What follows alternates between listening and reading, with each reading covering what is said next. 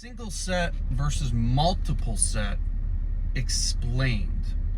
The reason a lot of people have a hard time accepting the fact that single set training is as effective, and in many cases more effective than multiple set training, has to do with the improper use of the term volume. So a lot of people refer to volume as sets and reps. This is wrong. Now here's why. The correct definition of volume is time under load, or effort over time, or the amount of time the muscle tissue is receiving significant stimulation. Now consider a set of 10 repetitions. A lot of the research does not control how the repetition is performed, merely that just the weight goes up and down 10 times. Consider individual 1 raises the weight for 1 second and lowers the weight for 1 second 10 times.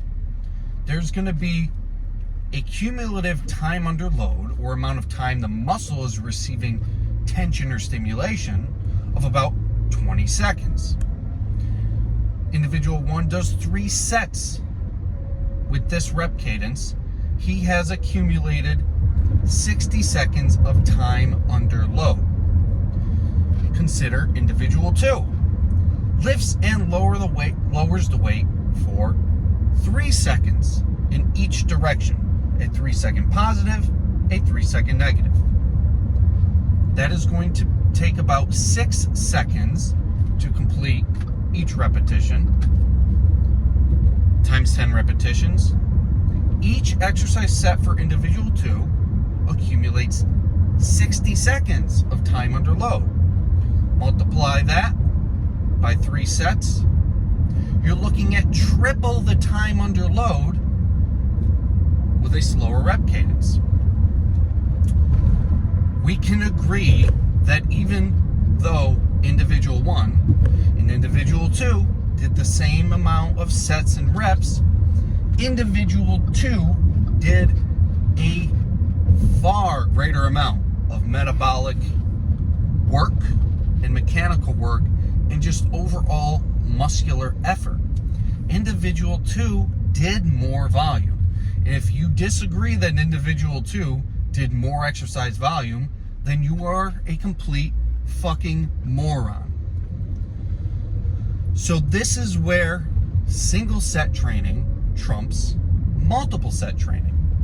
Rather than take 3 sets to accumulate 60 seconds of time under load, we can simply accumulate 60 seconds of time under load in 1 set and take that set to momentary muscle failure. So when people get confused that single set training is better than multiple set training, they are imagining performing a shitty set the way most people generally perform a set, which is terribly. Obviously, if you're performing a set with poor rep cadence, a lot of momentum, and not to muscle failure, more than one of those shitty sets is definitely going to be more effective. 3 shitty sets is going to be more effective than 1 shitty set. But if you perform the set properly, slow cadence, maintaining continuous muscular loading, significant time under load, 60 to 90 seconds, into muscle failure, repeating that process has no additional benefit. No additional stimulation, but with a significant amount more muscular exertion, stress, and energy expenditure. So you're getting no additional stimulation by performing more than 1 properly performed set, but you are accumulating more stress, which the body has to recover from, and more energy expenditure, which is never a good thing. The purpose of exercise is to stimulate. And if you are smart and a relatively reasonably intelligent individual, you want to minimize the amount of wear and tear on the joints and energy expenditure and stress for the stimulatory benefit.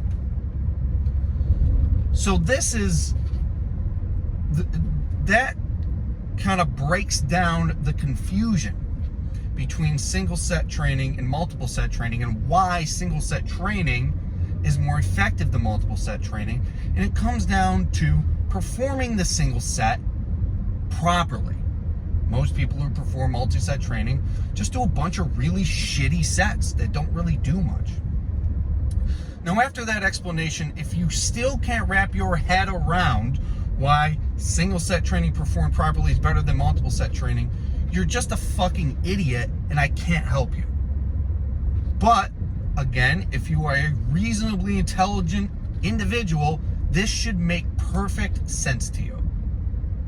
Follow my Instagram, J__Vincent, for more videos regarding a science-based and a research-proven approach to exercise and bodybuilding.